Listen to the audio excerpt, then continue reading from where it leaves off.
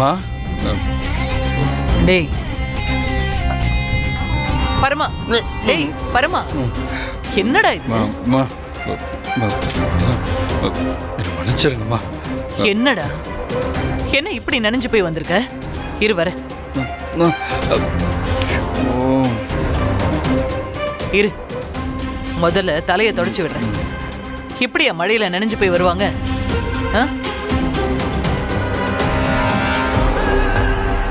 பரமா, என்னடா ஏன்டா உன் உடம்ப கெடுத்துக்கிற? இங்க பாரு, ஒரு விஷயத்த நீ நல்லா புரிஞ்சுக்கோ.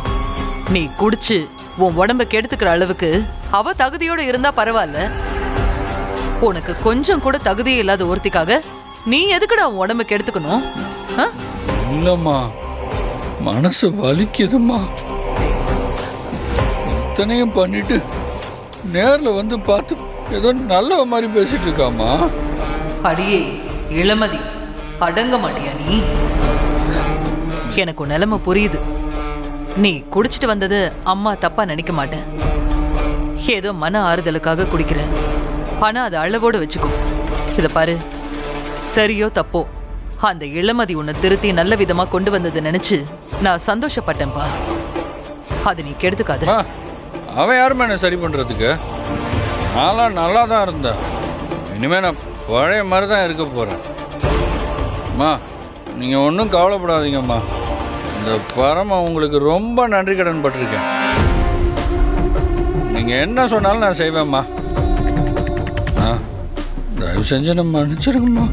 மன்னிச்சிருங்க. என்னடா மன்னிச்சிருங்கம்மா. பாத்து போ.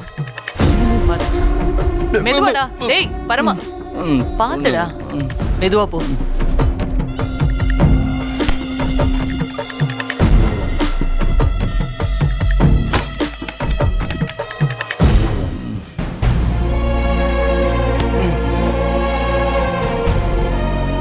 இளமதி, போயிடு.